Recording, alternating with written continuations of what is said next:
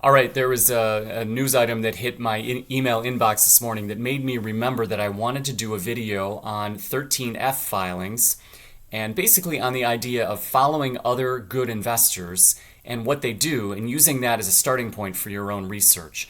So, I can't believe I haven't talked about this already. What hit my email inbox was a little blurb about the Trian Fund, and they had increased their stake in General Electric, GE. And so I see stuff like this and I'm thinking, okay, I haven't liked GE as a stock for a while. But when I see another very highly regarded fund or some smart guys deciding to buy more of it, this will give me a little pause and it'll make me think, okay, what are these guys thinking? Like, what's their thesis, right? And so the whole point of following other investors is not literally to copy them, which, I mean, you could, for example, right?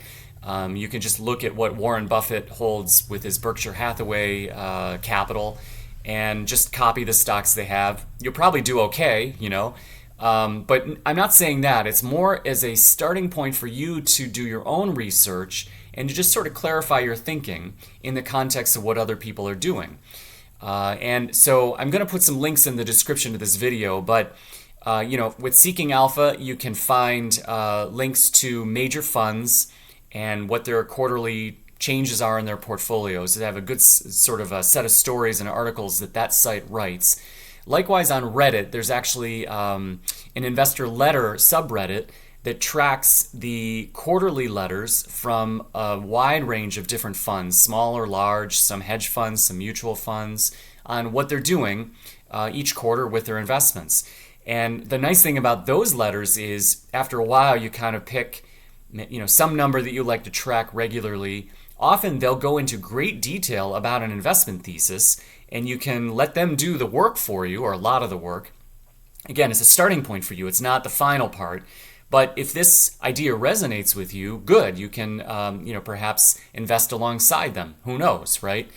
Just keeping in mind that nobody knows anybody's agenda, right? So, they can sell and it's not like you're going to get a phone call when they sell out their position. You're going to learn about it when that quarterly letter comes after they've sold out, right? And then it'll be an argument for why they did it. So you're not always going to know what they're going to do in the interim going forward, but you hear the argument, you weigh it, and you decide whether it carries weight for you. And then it's a starting point, right? Now with the 13F filings, these are filings that are done with the SEC, and basically any fund that has more than, or any investment firm that has more than $100 million in assets needs to file these. And it's just a list of adds, changes, buys, sells, and changes that are done. There's no context usually on why they're doing it.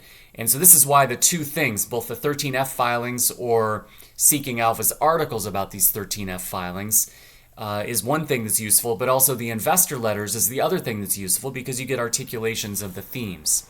Sometimes you can also see a particular stock start to show up in different investors' funds, and that's been kind of interesting. For example, I've seen this with the St. Joe company, ticker JOE. A couple small funds bought it, and then I've seen it proliferate into some other funds over the past, say, year and a half. It's been kind of interesting, and maybe this is a gauge for the popularity of the stock or of the consensus desire to own this stock. It could be bullish or bearish depending on how you think about it, right? So I guess the point I want to issue or that I want to address here is there are really, really very, very smart investors out there running large pools of money.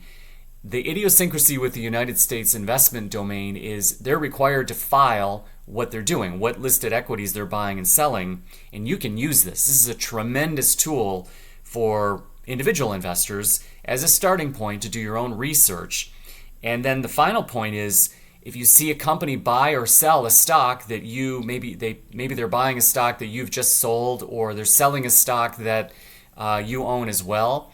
This again is to get you to think, right? You want to think to yourself, what are they thinking and why might they be right?